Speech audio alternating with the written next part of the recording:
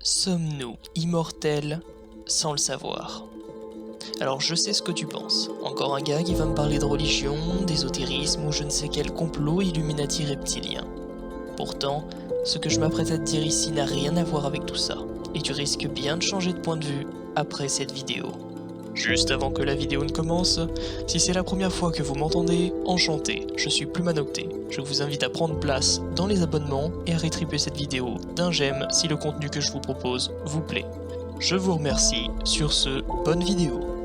Premièrement, comment définit-on l'immortalité?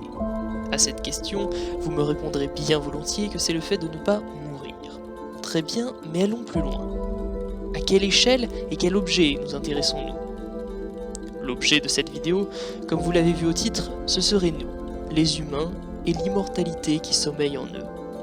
Mais quid de l'échelle, me direz-vous? Nous pourrions nous intéresser à l'espèce, qui, si elle se reproduit continuellement, semble immortelle, puisqu'elle ne disparaît pas dans le temps.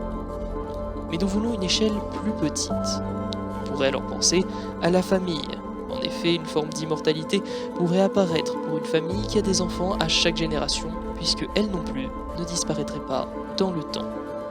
Mais encore une fois, ce n'est pas l'échelle que nous souhaitons, c'est l'échelle de l'individu qui va nous intéresser. Il nous faut maintenant définir ce que serait l'immortalité pour un individu. Est-ce ne pas mourir dans les esprits, ne pas vieillir, ne pas être sujet au temps, ne pas perdre son enveloppe charnelle ou encore spirituelle?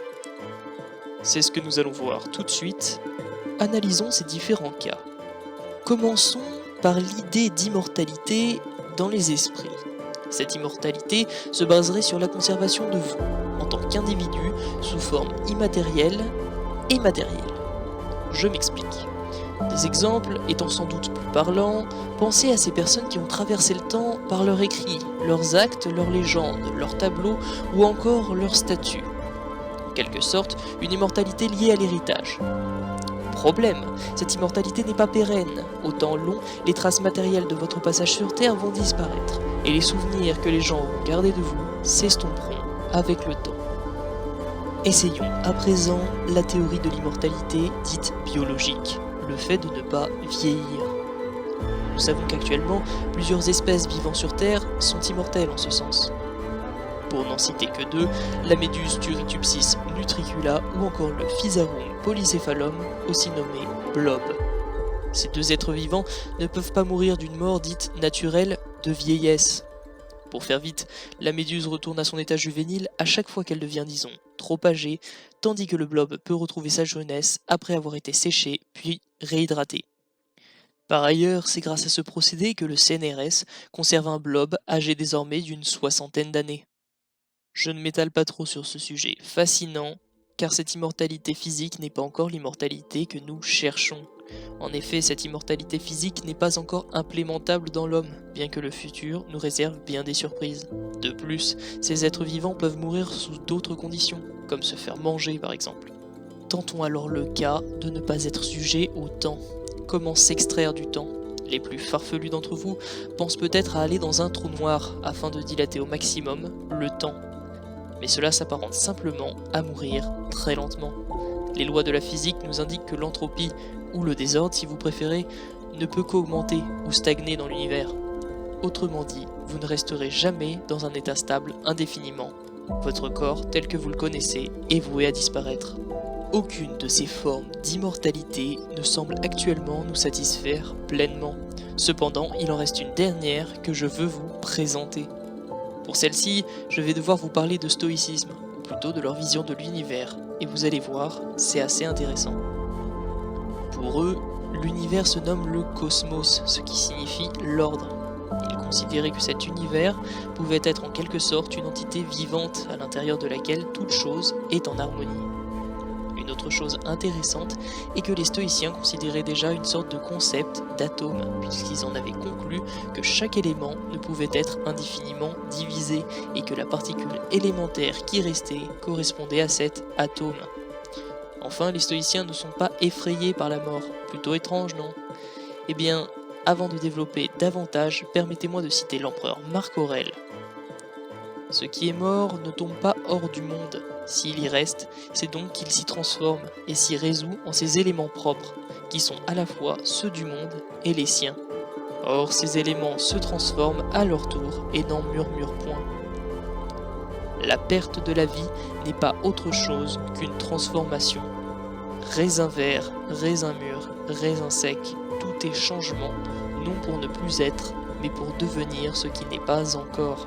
Ce qui est vraiment important de saisir avec ces citations, c'est que tout, en tout temps, est une transformation. Si vous ne me croyez pas, je vous invite à laisser un commentaire décrivant l'objet que vous pensez non sujet à la transformation. Je me ferai un plaisir de vous lire. La disparition n'est donc pas possible dans ce cas, et à partir de là, on commence à toucher l'immortalité. Vous pourriez alors me dire que c'est bien mignon tout ça, mais ce ne sont que des pensées philosophiques, or la science nous le confirme. Pour vous la faire courte, à l'origine de tout ce que nous connaissons aujourd'hui, il y a eu le Big Bang. Après l'explosion, des atomes d'hydrogène ont été expulsés partout dans l'univers. Par attraction gravitationnelle, ils se sont rapprochés et ont formé des nuages un peu partout dans cet univers. Or, par gravité, ces atomes migrent au cœur de ces nuages, ce qui a pour effet de générer de l'énergie. L'énergie libérée est si intense que ces nuages commencent à briller, c'est la naissance des premières étoiles. Mais cette énergie va aussi créer des réactions de fusion et de fission nucléaire, ce qui va créer les atomes que nous connaissons aujourd'hui. Or, ces atomes, ils sont encore en nous. Nous sommes faits d'atomes et de particules plus petites encore, comme les quarks. Or, ces éléments sont éternels, et donc notre corps, fait de ces éléments, va certes se dissoudre dans le cosmos, mais nos éléments constitutifs resteront à jamais dans le temps. Notre enveloppe physique est donc composée de poussière d'éternité. Nous pouvons donc affirmer que physiquement, nous sommes immortels. Notre conscience, notre enveloppe spirituelle, si je puis dire, nous ne savons pas où elle se situe exactement. Beaucoup de théories scientifiques suggèrent qu'elle se situerait dans notre cerveau. Or celui-ci est composé de neurones, eux-mêmes faits d'atomes. Mais ce sont des signaux électriques, me direz-vous, qui les font fonctionner. Or rappelez-vous la loi sur l'entropie. L'énergie dans l'univers ne s'évapore pas, elle se conserve ou augmente. Donc cette énergie qui nous habite est aussi empreinte d'immortalité. Nous arrivons donc à la conclusion suivante. Notre être, aussi bien physique que spirituel, est voué à l'éternité, à l'immortalité. Votre corps, tout comme le mien, ne traverseront pas le temps sous cette forme, mais les particules et l'énergie qui l'habitent le feront à jamais. Nous sommes immortels, nous faisons partie du cosmos. J'aimerais remercier tous ceux qui sont arrivés jusqu'ici. Vous savez quoi faire si jamais la vidéo vous a plu, vous pouvez d'ailleurs me dire ce que vous en avez pensé dans les commentaires. Je vous dis à bientôt pour une prochaine vidéo, c'était Plumanocté, je vous remercie.